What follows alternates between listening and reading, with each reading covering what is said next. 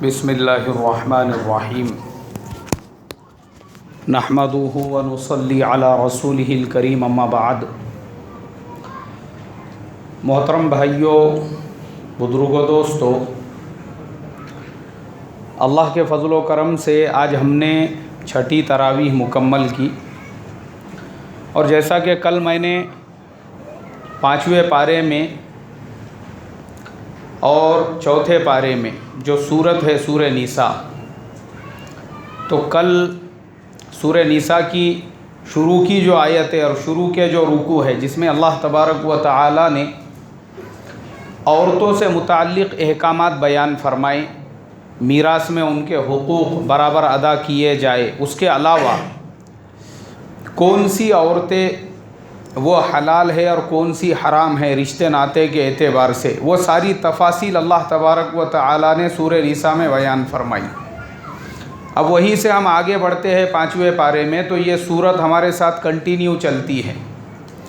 5ویں پارے میں بھی جب ہم داخل ہوتے ہیں تو شروع کی ہی جو آیتیں ہیں اس کے اندر اللہ تبارک و تعالی نے باندیوں کے احکامات بیان فرمائے۔ یہ باندیاں اللہ کے نبی صلی اللہ علیہ وسلم کے زمانے میں جب کسی قوم کے ساتھ مقابلہ ہوتا تھا اور ان کی عورتیں جو مسلمانوں کے قبضے میں آ جاتی تھی، ان کو باندیاں کہا جاتا تھا۔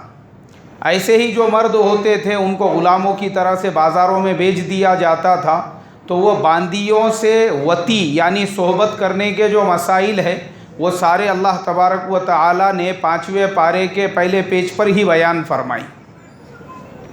پھر ہم آگے بڑھتے ہیں۔ پھر 5ویں پارے کا اگلا جو رکوع ہے، اللہ تبارک و تعالی نے فرمایا الرجال قوامون علی النساء۔ اللہ تبارک و تعالی نے مردوں کو عورتوں پر فضیلت عطا فرمائی ہے۔ اور یہ آیت کیوں نازل ہوئی؟ اس کا شان نزول علماء نے لکھا کہ ایک صاحب نے اپنے بیٹی کا نکاح جن کے ساتھ میں کیا، انہوں نے اس لڑکی کو ایک تماچا مارا۔ وہ لڑکی اپنے والد کے گھر پہ آ گئی تو والد ان کے اللہ کے نبی صلی اللہ علیہ وسلم کی خدمت میں لے کر پہنچے اپنے بیٹی کو، اور کہا اے اللہ کے نبی، جیسے اس کے شوہر نے میرے بیٹی کے چہرے پہ تماچا مارا ہے، میں چاہتا ہوں کہ میری بیٹی بھی اس کے شوہر کے چہرے پہ ویسا ہی تماچا مارے تاکہ حساب برابر ہو جائے۔ لیکن اللہ تبارک و تعالی نے پھر آیت نازل کی، فرمایا الرجال قوامون علی النساء۔ اللہ تبارک و تعالی نے مرد کو عورت کے اوپر تھوڑی سی برتری عطا فرمائی ہے۔ اور کیوں فرمایا ایسا؟ اس لیے محترم بزرگوں، ہمارے آج کے زمانے میں بھی بہت ساری جگہ پہ عورتوں کے آزادی کا نعرہ لگایا جاتا ہے کہ بھئی عورتوں کو آزادی دی جائے، مردوں اور عورتوں میں کیا کمی بیشی ہے؟ عورتیں وہ سب کچھ کر سکتی ہے جو مرد کر سکتے ہیں، تو پھر عورتوں کو برابری کا درجہ کیوں نہیں دیا جاتا؟ یہ بات سراسر عقل کے خلاف ہے، اس لیے کہ اللہ تبارک و تعالی نے عورت کو کمزور بنایا ہے، جسمانی اعتبار سے بھی اور عقل کے اعتبار سے بھی۔ اسی لیے بہت سارے کام جو عورت کر سکتی ہے وہ مرد نہیں کر سکتا، جیسے بچے پیدا کرنے کا کام ہے، یہ اللہ تبارک و تعالی نے عورتوں کے ذمے رکھا۔ عورتیں بچے پیدا کر سکتی ہے، ان کی پرورش کر سکتی ہے، ان کو دودھ پلا سکتی ہے، یہ کام مرد نہیں کر سکتا۔ مرد کے ذمے اللہ تبارک و تعالی نے محنت کا، مزدوری کا، تجارت کا، کاروبار کا اور جد و جہد کا کام لگایا، تاکہ مرد باہر رہ کے محنت کر کے پسینہ بہا کر اپنے گھر میں حلال روزی لا کر اپنے بیوی اور اپنے بچوں کا پیٹ بھر سکے اور ان کے کفالت کا ذمہ دار بن سکے۔ یہ اللہ نے مرد کو بنایا ہے، اور عورت کے ذمے وہ چھوٹے چھوٹے کام دیے جو عورت کر سکتی ہے، اللہ نے اس کو اتنا ہی اس کے ذمے کام رکھا۔ اسی لیے بہت ساری چیزیں بھی جیسے ماہواری ہے، وہ عورت کو آتی ہے، مرد کو نہیں آتی، تو پھر عورت اور مرد میں برابری نہیں ہو سکتی۔ اللہ نے مرد کو عورت کے درجے پہ فضیلت عطا فرمائی ہوئی ہے، لیکن حقوق جو دیے عورت کو وہ برابر دیے، میراث میں سے حق عورت کو برابر دیا، بلکہ مرد سے زیادہ دیا کہ ایک عورت کو باپ کی طرف سے بھی میراث میں سے حصہ ملے گا، بیٹے کی طرف سے بھی ملے گا، بھائی کی طرف سے بھی ملے گا، اور شوہر کی طرف سے بھی ملے گا۔ یعنی ایک عورت میراث کی حقدار جو بن رہی ہے وہ 4 راستوں سے۔ کتنے راستوں سے بھائی؟ تو مرد سے زیادہ اس کو حقوق دیے، لیکن اللہ تبارک و تعالی نے اس کو گھر کی 4 دیواری میں اور پردے میں رہنے کا حکم اس لیے دیا کہ وہ یہ کہے کہ میں مرد کے برابر ہوں، جو کام مرد کر رہا ہے وہ میں بھی کروں گی۔ تو یہ اس کی سب سے بڑی غلط فہمی ہے، اس لیے کہ مردوں نے عورتوں کو صرف استعمال کرنے کا کام کیا ہے برابری کے نام پر۔ آج پوری دنیا کے اندر یہ جو یورپین ممالک ہے، یہ امریکہ ہے، یہ دنیا بھر کی جو طاقتیں ہیں جو کہتی ہے کہ عورت کو بھی مرد کے برابر کا حق ہے، یہ سراسر ان کا جھوٹ اور ان کی مکاری ہے۔ آپ مجھے بتائیے، یہ عورت کو برابری کے حقوق کے نام پر انہوں نے سب سے زیادہ تھرڈ کلاس کام وہ عورتوں کے ذمے دے رکھے ہوئے ہیں۔ خدمت کرنے کے کام، عورت کو لقب دے دیا ایئر ہوسٹس کا، مطلب کسی عورت کو اگر ایئر ہوسٹس کہا جائے جو پلین کے اندر خدمت کرنے کا کام کرتی ہے، لگے گا کہ دیکھو عورت کو کتنا بڑا مرتبہ مل گیا، اس کو کتنی سیلری مل رہی ہے، کتنی تنخواہ مل رہی ہے کہ پلین کے اندر وہ لوگوں کی خدمت کرنے کا کام کر رہی ہے۔ ایئر ہوسٹس یعنی سننے میں آدمی کو ایسا لگتا ہے کہ جیسے کوئی بہت بڑا خطاب اور بہت بڑا لقب ہے، لیکن میرے محترم بزرگوں، ہمارے کھیتوں میں کھرپا مارنے والی عورت سے بھی بدتر اس کا حال ہے۔ گاؤں کھیڑوں میں ہمارے یہاں پہ بھینسوں کا گوبر اٹھا کر ان کی اپلیاں لگانے والی جو ہے دیواروں کے اوپر، ان سے بھی بدتر حال یہ ایئر ہوسٹس کا ہوتا ہے۔ وہ میں آپ کو بتاتا ہوں، لوگ ان کو وہ کام کرنے لگاتے ہیں جو اپنی بیوی کو بھی نہیں کرنے لگاتے ہوں گے۔ جیسے ہی آپ پلین کے اندر کوئی بیلٹ باندھنے لگا رہا ہے، کوئی کچھ کرنے لگا رہا ہے، کوئی کرسی آگے پیچھے کرنے لگا رہا ہے، ان کے ذمہ یہی کام۔ جیسے ہی آپ کا پلین جو ہے اس نے ٹیک اوور کیا، اس کے بعد میں جو ہے وہ گاڑی لے کر آئیں گے، ہر آدمی کو اس کے مزاج کے حساب سے اس کو کھانا کھلائیں گے۔ کسی نے کہا مجھے ویجیٹیرین چاہیے، اس کو ویسا کھانا، جس نے جیسا وہ پورے پلین کے اندر، اگر بڑا پلین ہے اس میں ایک ایک وقت میں 900 پیسنجر ہوتے ہیں، اتنے لوگوں کو کھانا دینا ہے۔ کھانا دینے کے ساتھ میں پھر ایک دوسری مستورات کی عورتوں کی، یہی ایئر ہوسٹس جنہیں کہا جاتا ہے، ان کی ٹیم پیچھے ہوتی ہے۔ کوئی اس میں شراب پی رہا ہے، کسی کو اس میں وائن چاہیے، کسی کو لیکر چاہیے، کسی کو کچھ چاہیے۔ اب دیکھو عورت کو آزادی کے نام پر مردوں نے اپنی نوکرانیاں کیسے بنایا، وہ عورت ان کو گلاس بھر بھر کے جو ہے شراب پلا رہی ہے اس کے اندر۔ پوری خدمت کرنے کے بعد جب ان کا جھوٹا بچ گیا، جو ان کا خالی ہو گیا، اس کے بعد میں پھر وہ واپس سے اس کو لینے کے لیے اتنا یعنی ان کے ذمہ کام ہوتا ہے، وہ ہو گیا تو پھر اس کے بعد میں وہ پانی لے کر، شربت لے کر، یعنی ان کو لقب دیا گیا۔ سننے والے کو لگے کہ ان کو کتنا بڑا مقام ملا، لیکن میں آپ کو بتا رہا ہوں کھیت میں کھرپا مارنے والی اور گائے اور بھینسوں کا گوبر اٹھانے والی سے بھی بدتر ان کا حال ہے، کہ وہ گوبر اٹھانے والی بھی کبھی کسی کو شراب نہیں پلاتی ہوں گی، ان کو مردوں کو شراب بھی پلانا پڑتی ہے۔ اور نام دیا گیا عورت کو آزادی کا، اور قرآن میں اللہ نے کہا کہ عورت مرد کے برابر نہیں ہو سکتی، مرد کو اللہ نے اس پہ فضیلت دی ہے۔ اور یہ جو مردوں نے کہا، اسی لیے آپ ابھی بھی کسی آفس وغیرہ کے اندر چلے جائیے، مرد جو ہے وہ اس کے باس بن کر، اس کے سی او بن کر، اس کے ایم ڈی اور اس کے جو ہے آنر بن کر بڑے بڑے اے سی آفس کے اندر کرسیوں پہ ٹیک لگا کے بیٹھے ہوئے ہوں گے، لیکن جیسے ہی آپ داخل ہوں گے آپ کو ریسیپشن کے اوپر ملیں گی تو کون ملیں گی بھائی؟ عورت ملیں گی۔ اس کو یہ کام دے دیا، کون آ رہا ہے جا رہا ہے ان کی خدمت کرتے رہنے کا۔ آپ کسی مال کے اندر چلے جائیے، وہاں پہ حساب کتاب کرنے کا، لوگوں کی تھیلیاں بھر کے دینے کا، ان کی خدمت کرنے کا، جھاڑو پوچھا مارنے کا، یہ سارا کام عورتوں کو دیا اور نعرہ لگایا کہ ہم عورتوں کو کس کے برابر کا درجہ دے رہے ہیں؟ مردوں کے برابر کا۔ یہ صرف اور صرف عورتوں کے ساتھ میں دھوکہ ہے، کیونکہ آج کے زمانے کا مکار مرد وہ عورت کو صرف یوز کرنا چاہتا ہے، یوز کیا جا رہا ہے۔ آپ دیکھو یہ جتنے شراب خانے ہیں، یہ جتنے بیئر بار ہے، وہاں پہ ناچنے کا کام مردوں کو نہیں دیا جاتا، کس کو دیا جاتا ہے؟ وہاں پہ مردوں کو شراب پروسنے کا کام مردوں کو نہیں دیا جاتا، کس کو دیا جاتا ہے؟ عورتوں کو۔ اس لیے کہ عورتوں کو آزادی کا نعرہ دے کر مردوں نے صرف اپنے عیاشی کا ذریعہ بنایا، اور قرآن نے کہا کہ مرد کے برابر عورت نہیں ہو سکتی۔ اللہ نے مرد کو عورت کے اوپر ترجیح دی، الرجال قوامون علی النساء۔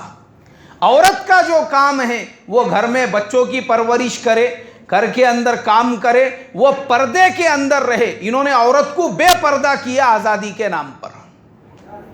اس لیے محترم بزرگوں، یہ مکاری کو سمجھنا اور اپنے گھر کی ماں بہنوں کو سمجھانا یہ مسلمانوں کے لیے بہت ضروری ہے، کہ اپنے گھروں میں بھی ہم سمجھائیں اپنی گھر کی مستورات کو، ماں بہنوں کو، کہ یہ جن لوگوں نے عورتوں کے آزادی کا نعرہ لگایا، اصل میں آزادی نہیں ہے، یہ ان کی مکاری ہے یہ۔ ورنہ میں آپ کو بتاتا ہوں، پہلے پوری دنیا کے اندر یہ جتنے یورپ، امریکہ، یہ جتنی بے پردگی اور ننگا پن آج وہاں پہ ہے، آج سے صرف ایک 60-70 سال پیچھے اگر آپ جا کر دیکھیں گے، سیکنڈ ورلڈ وار کے ٹائم پر اور پچھلے زمانے میں وہاں کی عورتیں بھی ویسا ہی پردہ کرتی تھی، وہ عیسائی عورتیں بھی جیسے آج مسلمان عورتیں کرتی ہیں۔ اسی لیے آپ دیکھو ان کی جو سسٹرز ہوتی ہے، جو وہاں پہ کام کرنے والی ہوتی ہے، آج بھی وہ لوگ پورا کیا پورا مکمل لباس پہنتے ہیں، وہ آپ کو برہنہ نہیں نظر آئیں گے۔ جیسے مسلمان مستورات اپنے سروں پہ نقاب باندھتی ہے، وہ بھی اپنے پورے سر پہ تاکہ ایک بال بھی نظر نہ آئے۔ یہ آج سے 60-70 سال پہلے پورے یورپ، پورے امریکہ، پوری دنیا کے اندر تھا، لیکن مردوں نے مکاری کی۔ جب انہوں نے دیکھا کہ بھائی عورتوں کا استعمال کرنا ہے تو اس کے لیے ایک نعرہ دے دو ان کو، فریڈم آف ویمن بول کے، اور ان کو آزادی کا نعرہ دے کر اس طریقے سے روڈوں راستوں پہ نکال کے اپنی اغراض پوری کی جا رہی ہے، اپنے مفادات پورے کیے جا رہے ہیں۔ اب اس کے بعد ہم آگے بڑھتے ہیں۔ آگے کی جو آیت ہے، ان اللہ یأمرکم ان تؤدوا الامانات الی اہلیہا، یہ آیت اللہ تبارک و تعالی نے حضرت عثمان بن طلحہ رضی اللہ تعالی عنہ، جن کے ہاتھوں میں بیت اللہ کی چابی ہوا کرتی تھی اور جو بیت اللہ کے متولی ہوا کرتے تھے، ان کے بارے میں نازل فرمائی۔ اللہ کے نبی صلی اللہ علیہ وسلم کی آخری رات جو مکہ مکرمہ میں تھی ہجرت سے پہلے، اس آخری رات میں اللہ کے نبی صلی اللہ علیہ وسلم نے ارادہ کیا بیت اللہ میں آخری مرتبہ 2 رکعت نماز پڑھوں، اور وہ نماز پڑھ کے پھر میں مدینے کی طرف نکل جاؤں گا۔ اب اللہ کے نبی حضرت علی کرم اللہ وجہہ کو ساتھ میں لے کر بیت اللہ پہنچے تو دیکھا کہ بیت اللہ کا جو متولی ہے، وہاں کا جو جس کے ذمے بیت اللہ کی صاف صفائی کا کام تھا، اس کا نام تھا عثمان ابن طلحہ، جو قبیلہ بنو عبد الدار کا سے تعلق رکھتا تھا۔ اللہ کے نبی نے اس سے درخواست کی، کہا کہ عثمان دیکھ، میرا مکے سے جانے کا وقت ہے، یہ آخری ٹائم ہے، میں بیت اللہ کے اندر 2 رکعت نماز پڑھنا چاہتا ہوں۔ تو وہ عثمان جس نے اللہ کے نبی کو دیکھا، وہ خود بیت اللہ میں اپنے آپ کو اس نے بند کر کے وہ بیت اللہ کی چھت کے اوپر چلا گیا۔ اس وقت میں ایسا بیت اللہ کی بناوٹ تھی کہ اندر سے آدمی چھت پہ جا سکتا تھا۔ وہ خود بیت اللہ کی چھت پہ جا کے کھڑا ہو گیا۔ اللہ کے نبی نے فرمایا، عثمان اس وقت میں تیرا کیا حال ہوگا؟ جہاں پہ تو کھڑا ہے وہاں پہ میں کھڑا رہوں گا، اور جہاں پہ میں کھڑا ہوں وہاں پہ تو کھڑا رہے گا۔ یعنی جیسے تو آج میرے سامنے اپنی چابی لے کے اوپر چلا گیا اور میں تیرے سے چابی مانگ رہا ہوں تو تو دینے تیار نہیں، ایسے ہی ایک وقت آئے گا۔ اس نے کہا اے محمد صلی اللہ علیہ وسلم وہ عربوں کے ذلت کا دن ہوگا۔ اب اللہ کے نبی ان سے جب یہ بات چیت کر رہے تھے تب تک حضرت علی کرم اللہ وجہہ وہ بھی بیت اللہ کی چھت کے اوپر چڑھ گئے۔ انہوں نے عثمان کے ہاتھ سے وہ چابی چھین لی اور اللہ کے نبی کو دے دی۔ اللہ کے نبی نے بیت اللہ کو کھولا اور 2 رکعت آپ نے اس میں نماز ادا کی۔ نماز ادا کر کے آپ باہر نکلے اور آپ نے وہ چابی حضرت علی کے ہاتھوں میں دی، اور حضرت علی کے ہاتھوں میں جب آپ نے وہ چابی دی، قرآن میں اللہ نے آیت نازل کی، یہ آیت ان اللہ یأمرکم ان تؤدوا الامانات الی اہلیہا، اللہ تم کو حکم دیتا ہے جس کی جو امانت ہے اس کی امانت اس کو پہنچا دو۔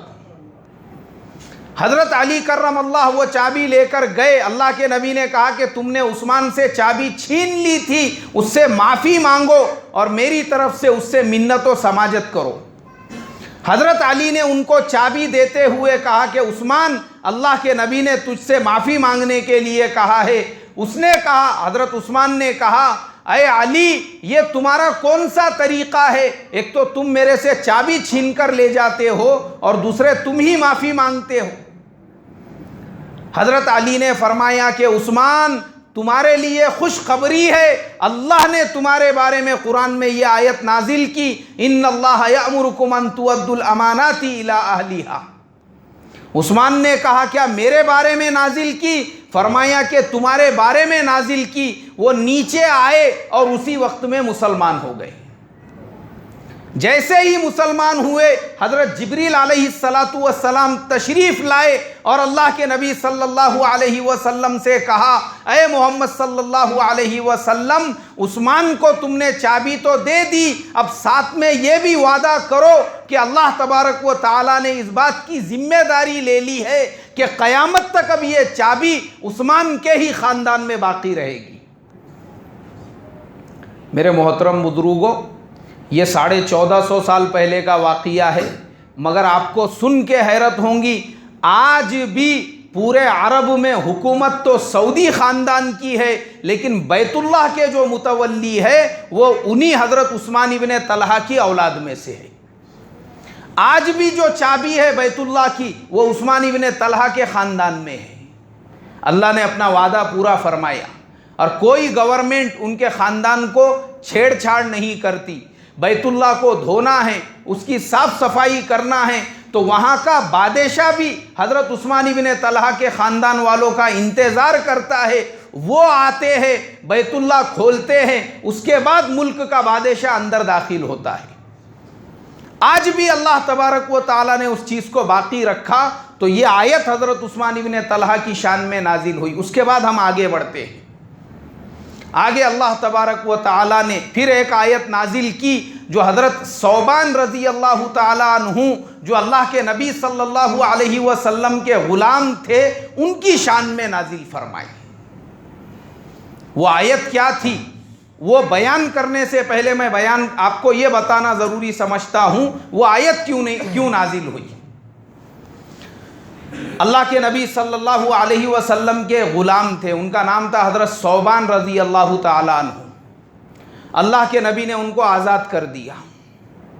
اب وہ جو حضرت ثوبان تھے اللہ کے نبی صلی اللہ علیہ وسلم سے اتنی محبت کیا کرتے تھے کہ اللہ کے نبی جب تک مسجد میں ہوتے وہ اللہ کے نبی کی مجلس میں بیٹھ کر صرف اللہ کے نبی کے چہرے کو دیکھا کرتے تھے، اتنی محبت۔ ایک مرتبہ وہ اللہ کے نبی کی مجلس میں آئے تو چہرہ بالکل مرجھایا ہوا تھا، بدن بالکل نڈھال تھا اور گردن جھکی ہوئی تھی۔ اللہ کے نبی صلی اللہ علیہ وسلم نے فرمایا ثوبان ایسا کیا واقعہ پیش آ گیا کہ میں تمہارے چہرے کو مرجھایا ہوا دیکھ رہا ہوں، گردن جھکی ہوئی دیکھ رہا ہوں اور بدن تمہارا بالکل نڈھال دیکھ رہا ہوں۔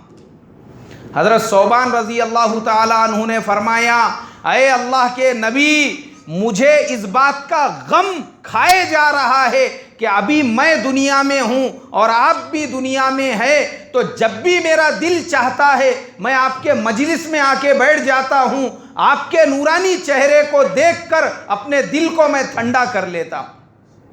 مجھے اس بات کا غم ہے کہ کل قیامت کے دن ہم دنیا سے جب چلے جائیں گے، اللہ تبارک و تعالی آپ کا جو مقام رہے گا وہ انبیاء علیہم السلام کے ساتھ، اور ہمارے جیسوں کو اگر جنت ملی تو ٹھیک، اور اگر نہیں ملی تو پتہ نہیں آپ کا دیدار ہم کو ہوگا یا نہیں ہوگا۔ اے اللہ کے نبی، اسی غم کی وجہ سے میرا چہرہ مرجھایا ہوا ہے اور میرا بدن نڈھال ہے۔ یعنی دیکھو اللہ کے نبی کے جو صحابہ تھے، ان کو اللہ کے نبی سے کتنی محبت تھی اور کیسی محبت تھی۔ ابھی تو اللہ کے نبی موجود ہے لیکن ان کو فکر ہے تو قیامت کی فکر ستا رہی ہے، جنت کی فکر کہ اللہ کے نبی جنت میں چلے جائیں گے، پھر ہمارا کیا ہوگا؟ ہم اللہ کے نبی کو جنت میں دیکھ سکیں گے یا نہیں دیکھ سکیں گے؟ ہاں، ہمارے جیسا تو بولیں گا یار میرے کو اگر چھوٹی سی بھی جنت مل گئی تو چل جاتا۔ اب وہاں کسی کا دیدار ملو یا مت ملو، مگر کم سے کم جہنم تو نہیں ملیں گی۔ لیکن ان کو جنت ملنے کی خوشی نہیں تھی، بلکہ اس سے زیادہ غم اس بات کا تھا کہ اگر جنت بھی مل گئی تو کس کا دیدار ہوگا یا نہیں ہوگا؟ اللہ کے نبی کا دیدار ہوگا یا نہیں ہوگا؟ قرآن میں اللہ نے ان کی شان میں یہ آیت نازل کی، وَمَن يُطِعِ اللَّهَ وَالرَّسُولَ فَأُولَٰئِكَ مَعَ الَّذِينَ أَنْعَمَ اللَّهُ عَلَيْهِمْ مِنَ النَّبِيِّينَ وَالصِّدِّيقِينَ وَالشُّهَدَاءِ وَالصَّالِحِينَ وَحَسُنَ أُولَٰئِكَ رَفِيقًا۔ جو اللہ اور اس کے رسول کی اطاعت کرنے والے ہیں، کل قیامت کے دن اللہ تبارک و تعالی ان کا حشر بھی شہداء کے ساتھ، انبیاء کے ساتھ، صدیقین کے ساتھ اور صالحین کے ساتھ فرمائیں گے۔ یعنی اللہ کے نبی نے یہ آیت جب ان کو سنائی تو ان کے دل کو دلاسا ملا کہ دنیا میں جس کی اطاعت کر رہے ہیں، جس کے عشق اور محبت میں ہم لوگ اپنی ہر چیز کو قربان کر رہے ہیں، اب غم نہیں ہے، مرنے کے بعد بھی اللہ ہمارا حشر انہی کے ساتھ فرمائیں گے۔ سوچو صحابہ کا مقام اور مرتبہ کتنا اونچا تھا۔ یہ حضرت ثوبان کوئی سردار نہیں تھے، بلکہ کون تھے بھائی؟ یہ غلام تھے جن کو اللہ کے نبی نے آزاد کیا، مگر مقام اور مرتبہ دیکھو صحابہ کا کہ غلام ہونے کے باوجود ان کی شان میں بھی قرآن کی آیتیں اتر رہی ہیں۔ آخری آیت، اللہ تبارک و تعالی نے حضرت ابراہیم علیہ السلام کے بارے میں فرمایا، ہم نے ابراہیم علیہ السلام کو اپنا خلیل بنا دیا۔ یہ آیت کیوں نازل فرمائی؟ یہ آیت کا شان نزول کیا ہے؟ اللہ نے جو قرآن میں فرمایا کہ ہم نے حضرت ابراہیم علیہ السلام کو اپنا خلیل بنا دیا، وَاتَّبَعَ مِلَّةَ إِبْرَاهِيمَ حَنِيفًا وَاتَّخَذَ اللَّهُ إِبْرَاهِيمَ خَلِيلًا۔ یعنی ہم نے ابراہیم علیہ السلام کو جو خلیل بنایا، وہ کیوں بنایا؟ ابھی ہم لوگ سب زمانے سے سنتے آ رہے ابراہیم خلیل اللہ، ابراہیم خلیل اللہ، لیکن اس کی وجہ کیا ہے؟ وَاتَّبَعَ مِلَّةَ إِبْرَاهِيمَ حَنِيفًا وَاتَّخَذَ اللَّهُ إِبْرَاهِيمَ خَلِيلًا۔ حضرت ابراہیم علیہ السلام کو خلیل بنایا۔ حضرت ابراہیم علیہ السلام جہاں رہتے تھے وہاں پہ قحط، دشکاڑ، لوگوں کے پاس کھانے پینے کے لیے نہیں، اور حضرت ابراہیم علیہ السلام پیدا ہوئے تھے عراق میں، لیکن آپ رہتے تھے ملک شام میں۔ وہ پورے علاقے میں جب قحط ہو گیا، لوگوں کے پاس کھانے کو نہیں رہا، حضرت ابراہیم علیہ السلام نے اپنے ملک کے، اپنے شہر کے چند نوجوانوں کو اونٹ دے کر مصر کی طرف روانہ کیا اور کہا کہ مصر میں جاؤ، وہاں پہ ایک ہمارے فلانے دوست ہے اور وہ وہاں کے والی ہے، ان سے جا کر یہ کہو کہ ہمارے یہاں پر سخت قحط پڑ چکا ہے، یہ جتنے بھی اونٹ ہیں ان اونٹوں کو تم اناج سے لبالب بھر کر ہم لوگوں کے ساتھ میں کر دو، تاکہ حضرت ابراہیم علیہ السلام وہ اناج غریبوں میں تقسیم کر سکے۔ اب یہ جتنی جماعت کو حضرت ابراہیم علیہ السلام نے اونٹوں کے ساتھ میں مصر بھیجا تھا، وہاں گئے تو وہاں کے والی نے کہا، بولے بھائی یہاں پہ ہمارے یہاں پہ خود کھانے پینے کا انتظام نہیں ہے، یہاں لوگ قحط سے مر رہے ہیں، یہاں پہ بھی دشکاڑ آیا ہوا ہے، تو ہمارے یہاں پہ جب اناج نہیں ہے ہم تم کو کیسے دیں گے؟ اس نے ان کو ویسی واپس بھیج دیا۔ اب وہ سارے کے سارے نوجوان اونٹ لے کر وہاں سے نکلے. اونٹ لے کر جب وہاں سے چلے, ان کے دل میں یہ خیال پیدا ہوا کہ یہ خالی اونٹ لے کر اگر ہم حضرت ابراہیم علیہ السلام کی خدمت میں پہنچیں گے, حضرت ابراہیم علیہ السلام کو بھی, شہر والوں کو بھی بہت زیادہ صدمہ ہوگا, بہت زیادہ غم ہوگا. اس کے لیے ہم ایسا کرتے ہیں, یہ ریگستان کی پوری ریت اونٹوں کے اوپر بھر دیتے ہیں. انہوں نے بجائے اناج کے وہ ریگستان کی پوری ریت جو تھی وہ اونٹوں کے اوپر انہوں نے لاد دی. وہ پورے کے پورے اونٹوں کے پیٹھ پہ جو ہے وہ ریت انہوں نے ڈال دی. اب بجائے اناج کے وہ جو بڑے بڑے تھیلے تھے, وہ ریت کے تھیلے لے کر اونٹ روانہ ہو گئے. پہنچے حضرت ابراہیم علیہ السلام کی خدمت میں. شہر والے انتظار کر رہے ہیں, اناج والے اونٹ آ رہے ہیں بول کے. جیسے ہی یہ سارے اونٹ آئے تو لوگوں میں خوشی کی لہر دوڑ گئی, مگر لوگوں کو یہ پتہ ہی نہیں ہے کہ وہ اونٹوں کے اوپر اناج نہیں ہے بلکہ کیا ہے بھائی, ریت ہے اس کے اوپر. تو ان نوجوانوں نے اکیلے میں حضرت ابراہیم علیہ السلام سے کہا, وہاں پہ جانے کے بعد اناج تو ہم کو ملا نہیں, اس لیے ہم نے یہ اونٹوں کے اوپر ریت لاد کے لے کر آ گئے.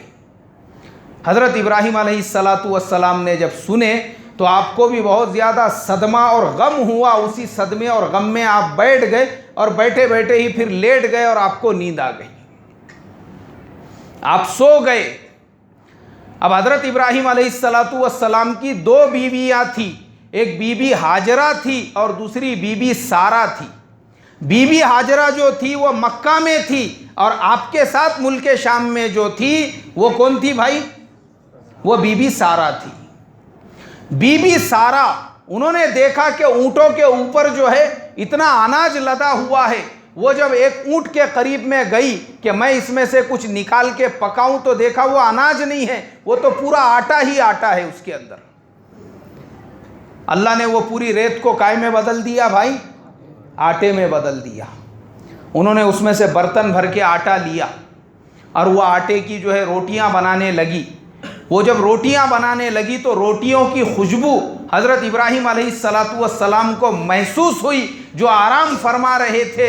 حضرت ابراہیم علیہ السلام اٹھ کے بیٹھے اور بیٹھنے کے بعد اپنی بی بی سارہ کے پاس گئے. ان سے پوچھا کہ یہ کیا پکا رہی ہو؟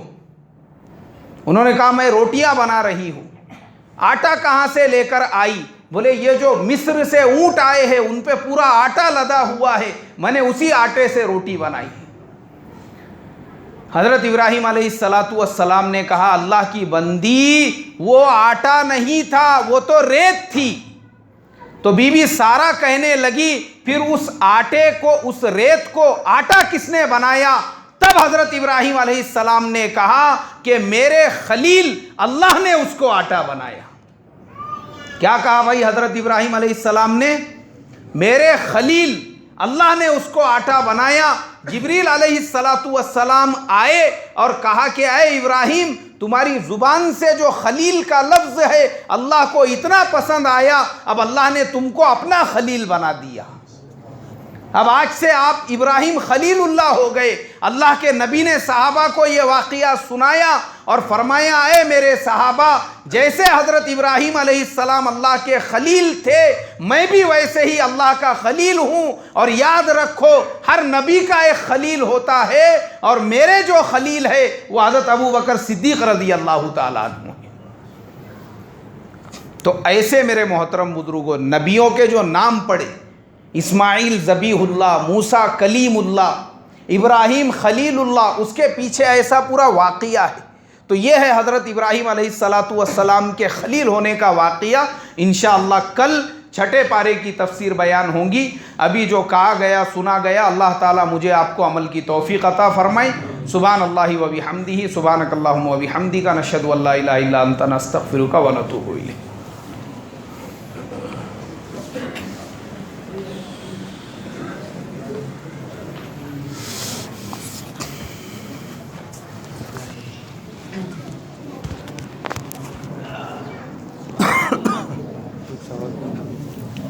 بیٹھو یہاں پہ. خبریں چل رہی ہے عرب میں بھی فریڈم چل رہا, تھیٹر ہو کو اسٹیڈیم میں آ گئے ادھر بھی یہ سب چاہ رہا ہے